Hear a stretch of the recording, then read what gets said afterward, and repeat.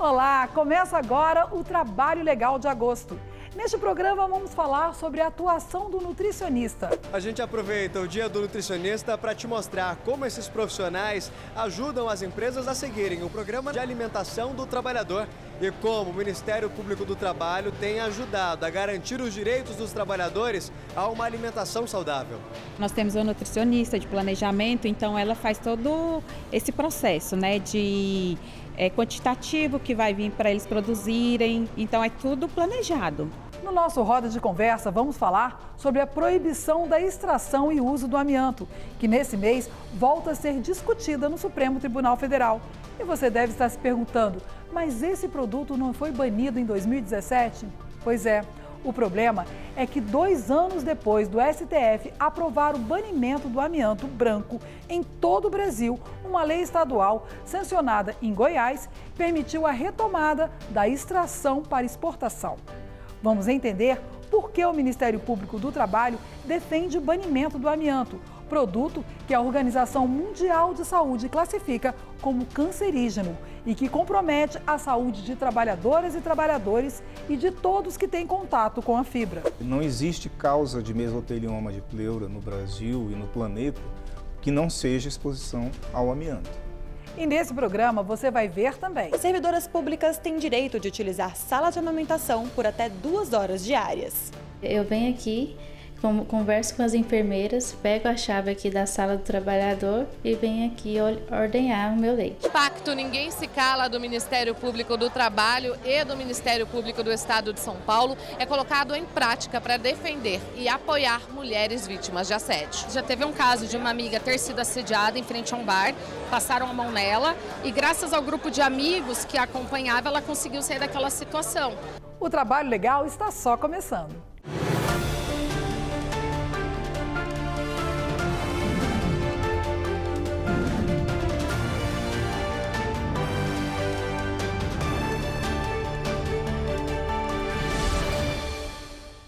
Escolher, comprar, estocar, cuidar da higiene e da preparação de alimentos em cozinhas industriais, além de treinar e supervisionar o trabalho do pessoal da cozinha em restaurantes de empresas, escolas, hospitais e firmas especializadas em alimentação. Essas são algumas das atividades do trabalho do nutricionista, que atua também como responsável técnico pela execução do Programa de Alimentação do Trabalhador, garantindo a correta execução das atividades nutricionais. E é sobre esse programa governamental e a atuação de nutricionistas que vamos ver agora na reportagem de Maicon Leão. Uma orquestra sem instrumentos, mas com sons capazes de mexer com o apetite de muita gente.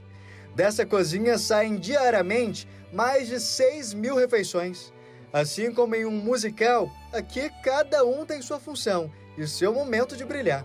A regente, na verdade, é a nutricionista, responsável por todas as etapas, até mesmo antes que qualquer passo seja dado aqui dentro. Esse profissional planeja até mesmo a compra dos alimentos.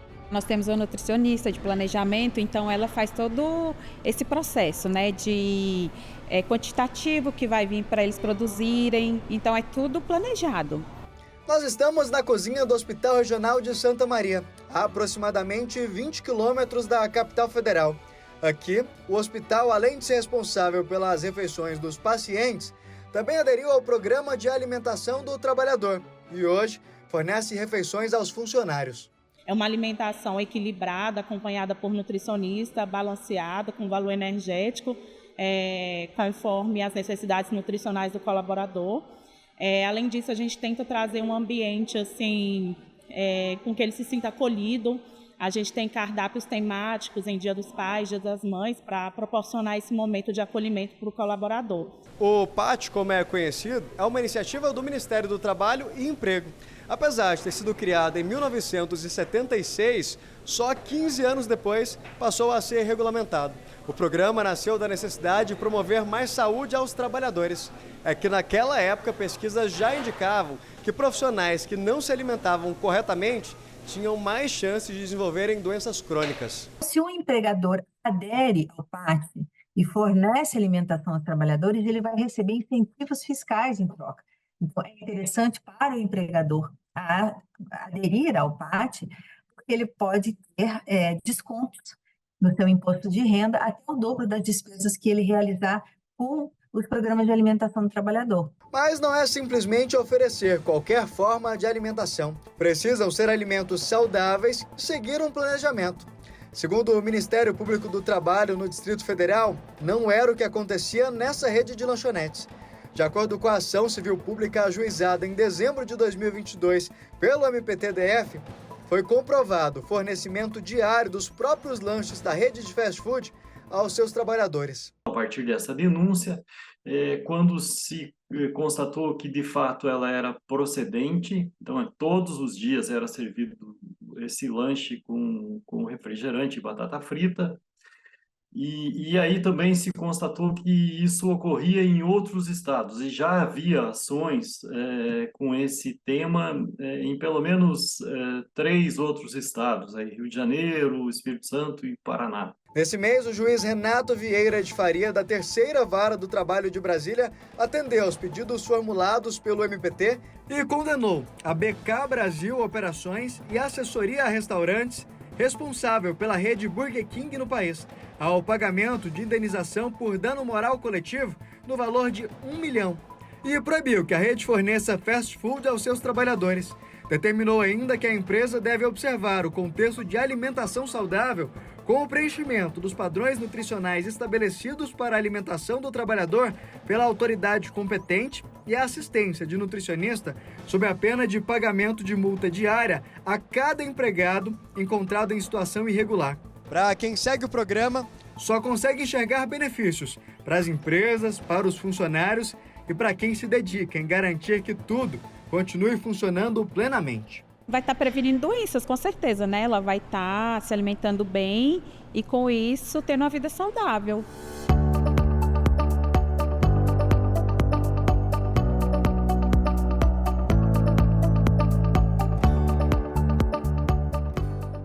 Ainda falando de saúde do trabalhador, um assunto que tem chamado a atenção de todos nós é o julgamento no Supremo Tribunal Federal previsto para o próximo dia 14 sobre a inconstitucionalidade da lei estadual que permite a extração do amianto no estado de Goiás. Em 2017, em decisão histórica, o Supremo Tribunal Federal determinou o banimento do amianto branco em todo o país.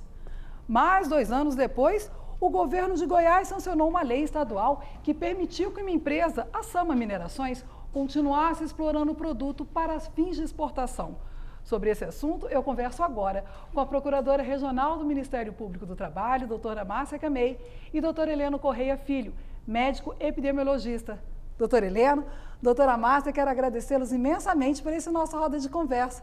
Doutora, a senhora está em que estado? Estou no estado de Santa Catarina. Está longe da gente aqui em Brasília, né? Agora, doutora, eu quero começar aqui com o doutor Heleno, já perguntando quais os perigos do amianto para a saúde do trabalhador. O aparecimento de doenças relacionadas com a exposição ao amianto, que a principal delas e a mais temida é o mesotelioma de pleura. E existem outras doenças, né, como asbestose pulmonar, placas pleurais, e são todas doenças incapacitantes e causadoras de um grande número de mortes que passam, às vezes, sem serem descobertas. E aí, comumente, a gente chama, é o câncer, né, doutor? Entra no grupo das doenças consideradas câncer de pulmão. E aí, doutora Márcia, a pergunta é, quando que isso chegou ao Ministério Público do Trabalho, que determinou ali, chegou ao Supremo Tribunal Federal, essa determinação para que fosse banido o amianto branco no país?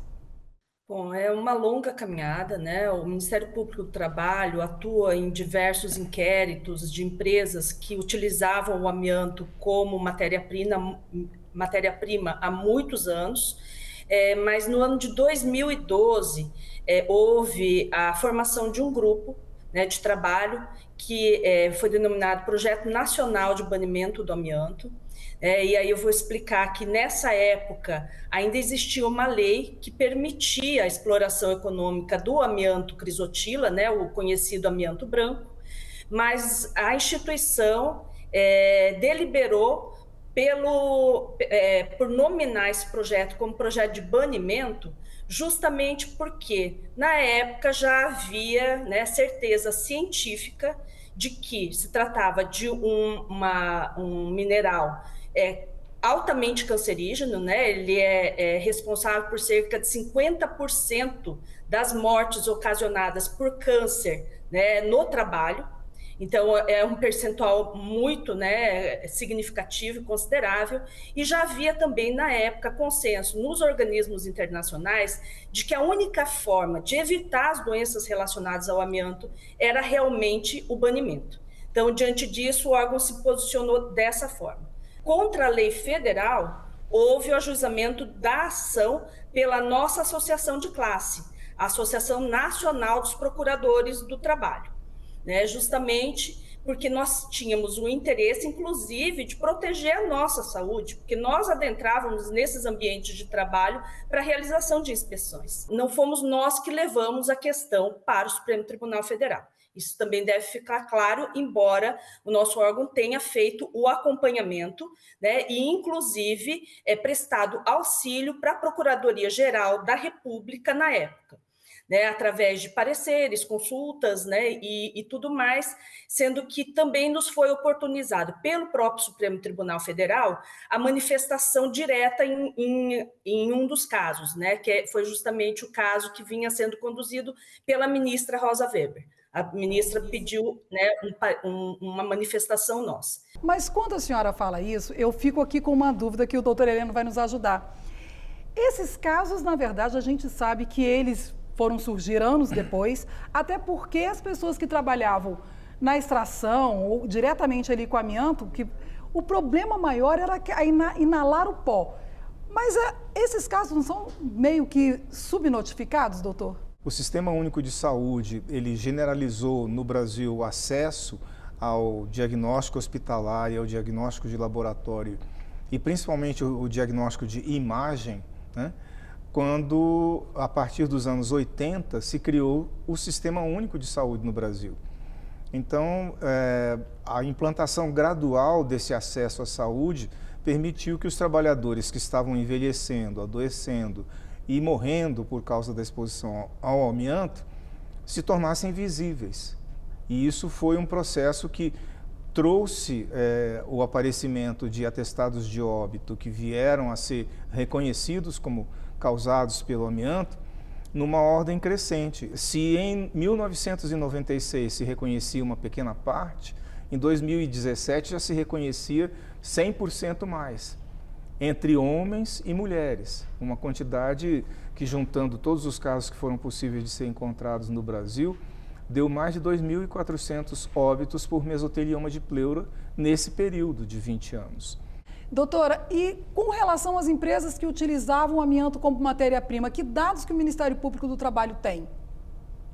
Nós temos os dados que vêm do Ministério do Trabalho, tá? E que falam que essas empresas utilizavam o amianto para a fabricação, principalmente no Brasil, de telhas e caixas d'água nos últimos anos, né, nas últimas décadas. E as empresas de mineração de amianto. Só que o amianto, ele já foi utilizado no país em mais de 2.000 produtos, tá? Sejam esses produtos importados ou fabricados aqui mesmo, numa época em que esse cadastro ele não existia. Tá? Então, se utilizou muito em caldeiras, para revestimento de caldeiras de empresas, para tubulação, principalmente de empresas químicas, né? Também em vedação, né, de tubulações, para revestimento de fornos industriais. Então, existe um número imenso de utilizações, né, para o amianto que nós muitas vezes nem temos ideia. Pastilhas de freio também utilizaram o amianto, né? Então, houve diversos usos industriais. Para essas empresas, muitas vezes, elas não se cadastraram no Ministério do Trabalho, tá? Embora fossem obrigadas, tá? Elas não se cadastraram. E hoje, passados 20, 30, 40 anos, tá? Essas pessoas começam a apresentar doenças relacionadas ao amianto, inclusive mesoteliomas. E aí, doutora Helena, a minha pergunta desses trabalhadores que trabalharam e ainda temos aí, como nós falamos, no caso de Goiás, ainda trabalham com amianto, essas pessoas, como elas conseguem relacionar e como o próprio Sistema Único de Saúde consegue relacionar a doença que foi causada na atividade que ela trabalhava ali com amianto? Se a pessoa que trabalhou com amianto tem um câncer de pulmão e esse câncer é diagnosticado como mesotelioma de pleura, isso é uma prova inconteste. Não existe causa de mesotelioma de pleura no Brasil e no planeta que não seja exposição ao amianto. Então, é uma doença considerada marca registrada. A doutora Márcia utilizou, né, uma outra palavra que eu acho que foi mais elegante, agora não me lembro. É marca registrada da exposição ao amianto. E no caso dos que ainda estão trabalhando hoje, existem portarias ministeriais, acredito, do Ministério da Saúde, que obrigam a um acompanhamento periódico com exames realizados sob o financiamento da empresa. E o relato do resultado desses exames aos Ministérios do Trabalho e da Saúde. Só que isso não tem sido cumprido. Então, nós estamos numa espécie de uma situação em que todo mundo sabe que o problema existe, mas por interesse econômico esse problema é guardado fora das vistas do sistema público e sem que seja noticiado para que a população tome conhecimento. Doutora Helena, doutora Márcia, quero agradecer imensamente a participação de vocês aqui no nosso Roda de Conversa e que a palavra banimento realmente seja uma realidade no nosso país e quem sabe nos outros também. Também assim esperamos e agradeço muito a oportunidade, Madeleine. Obrigada, doutora Helena. Também agradeço. E veja o que preparamos para você no próximo bloco. Você vai ver no próximo bloco que agora as mulheres devem ter apoio caso sejam vítimas de assédio. Um pacto do Ministério Público do Trabalho e do Ministério Público do Estado de São Paulo cria formas de atender as vítimas. Não saia daí, eu volto já já.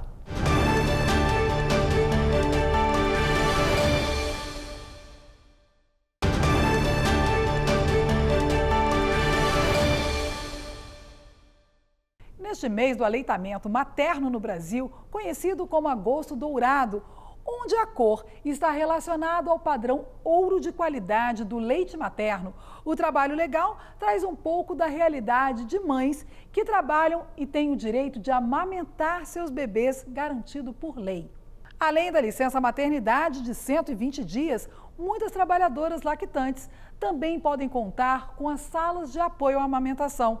São espaços localizados no próprio ambiente de trabalho, destinados às mulheres que retornam da licença maternidade e onde elas podem retirar e armazenar o leite em frascos. Mas quem vai falar mais pra gente sobre esses espaços é a Luana Carvalho. Vamos ver. Laína é técnica de enfermagem e trabalha no pronto-socorro deste hospital em Brasília. A trabalhadora tem 5 filhos. O mais novo acabou de completar 10 meses. Tem apenas um mês que a técnica voltou para o serviço. E essa é a primeira vez que ela conta com uma sala de apoio para a amamentação. Eu venho aqui, converso com as enfermeiras, pego a chave aqui da sala do trabalhador e venho aqui ordenhar o meu leite, né? Eu posso fazer isso quantas vezes for necessário. Eu sinto acolhida, né? Não somente eu, mas com o meu filho também. Se eu não tivesse essa sala, como que eu ia extrair meu leite, né? Existe todo um protocolo a ser realizado antes do procedimento. Assim que a trabalhadora chega na sala de apoio, é necessário tirar o uniforme para evitar contaminação. Mãos bem limpas, máscara e touca. Tudo pronto para a ordenha. Tem a opção de levar para a criança, né? Ou então deixar aqui para ser doado. Eu optei por deixar aqui para as crianças prematuras, né? Para os bebês prematuros. A sala de apoio foi implementada no hospital há cerca de 1 ano. Foi um ganho muito grande para essas mulheres. Aqui no Agarran nós temos mais de 1.000 mulheres trabalhando, né, em idades férteis. Ter essa sala para elas foi um ganho porque antes elas ordenhavam o leite quando voltavam a trabalhar nos repousos, nos banheiros, então ficavam sendo solicitados, né, porque demora, né, uma coisa tão simples, tão rápida. Então a colega ficava batendo, querendo entrar e ela tendo que tirar o leite rápido para poder voltar a trabalhar. Esse ato de ordenhar né, que as salas de apoio à amamentação trouxeram no ambiente de trabalho enriquece enormemente essa maternidade, né, a condição dessa mulher, porque ela consegue amamentar o próprio filho, consegue manter a amamentação exclusiva até 6 meses ou mais, se ela quiser, e ainda tem a possibilidade de doar em algumas situações. Além da sala de apoio, as servidoras lactantes do Distrito Federal têm direito ao horário especial para a amamentação. É permitida a utilização de até 2 horas da jornada diária de trabalho para o aleitamento, até que o bebê complete 2 anos de vida, sem a necessidade de compensar essas horas. O direito também está previsto na Consolidação das Leis do Trabalho, que prevê 2 intervalos para a amamentação de meia hora cada um, até que o bebê complete 6 meses. O dever de conceder os intervalos e de fornecer um local adequado para a amamentação e armazenamento do leite extraído é atribuído a todo empregador, independentemente do número de empregados e de empregadas que ele tiver na empresa. O Ministério Público do Trabalho atua por meio de um grupo de apoio a trabalhadoras gestante e lactante. O grupo de trabalho representa uma forma de atuação mais especializada dentro da Coordenadoria Nacional e viabiliza, então, uma maior transformação social nessa temática específica de atuação. O leite ele vai se desenvolvendo do mesmo modo que a criança também vai se desenvolvendo.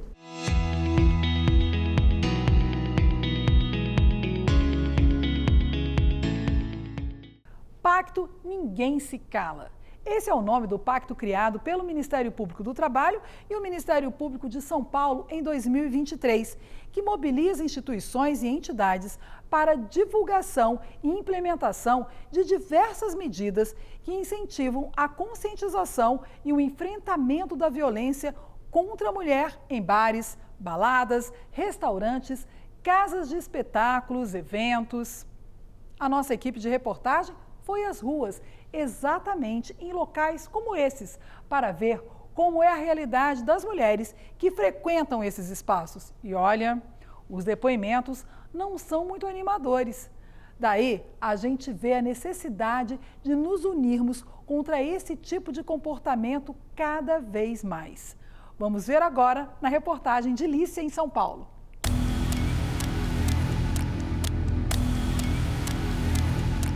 Eu saí com a minha filha no carnaval, ela foi assediada, pararam na frente dela para beijar, eu tive que intervir, entrar no meio, porque as pessoas não têm noção, elas chegam, elas já querem agarrar.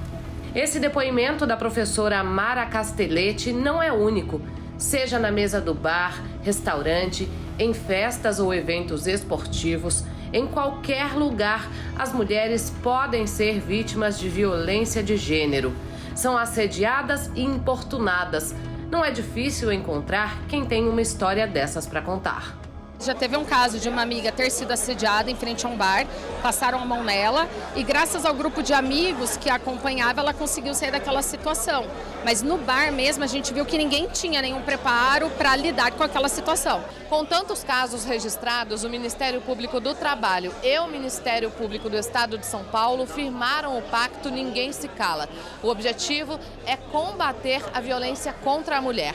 Como? Primeiro, treinando os funcionários dos locais que elas frequentam. Eles devem saber exatamente como agir em caso de assédio, por exemplo. Nesse espaço de lazer, você tem que ter a capacitação de todos, mas tem que ter um responsável pelo atendimento dessa mulher quando ela pedir ajuda. Eles têm que ter uma identificação de que é um espaço seguro para a mulher. Então, a mulher sabe que ali ela tem alguém qualificado para atendê-la. Tem que ter, se for um espaço muito grande, tem que ter um local adequado para receber essa mulher, para ela ficar segura, protegida em relação ao agressor.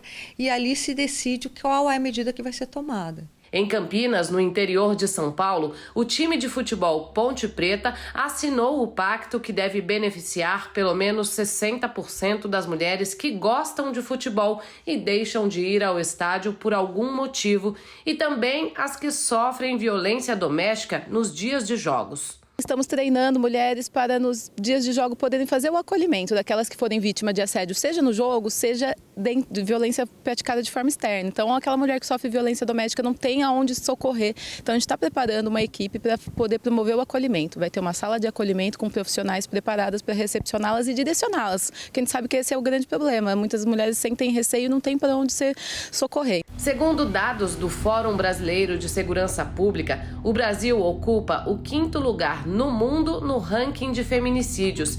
E nos últimos 3 anos, o número de violência sexual contra meninas e mulheres bateu recorde aqui no país.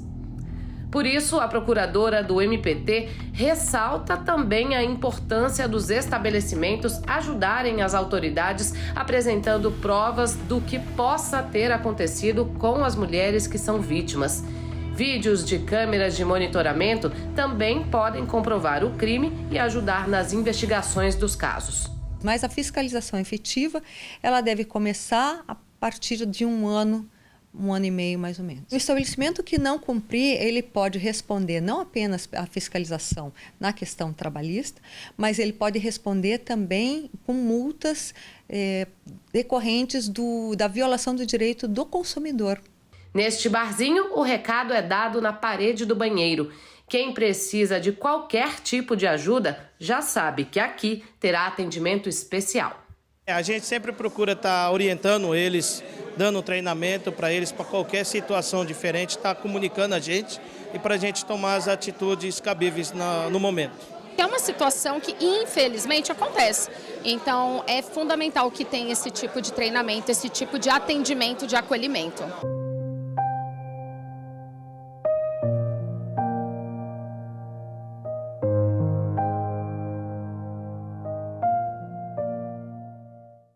E as mulheres querem saber seus direitos nos ambientes de trabalho quando o assunto é violência contra a mulher. Vamos ver agora no quadro Fala Trabalhador.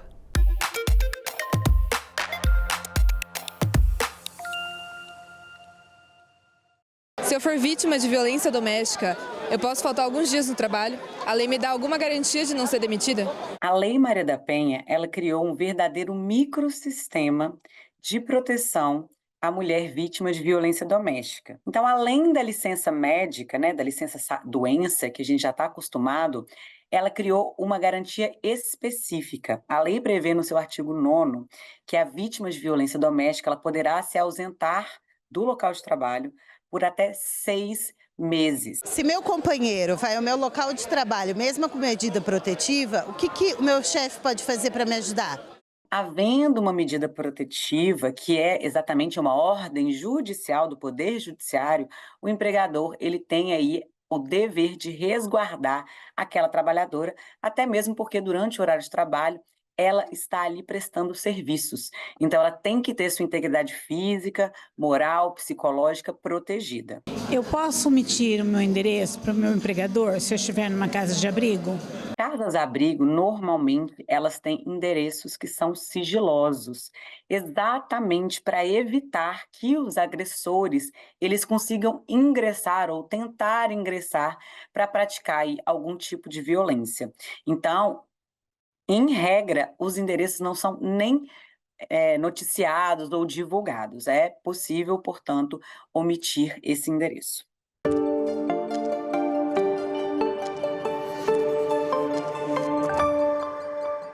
E o que será que bombou nas redes? A Sabrine Menezes já está aqui com a gente. Tudo bem, Sabrine? Tudo bom, Madê? Tudo ótimo, mas eu quero mesmo saber o que bombou em julho.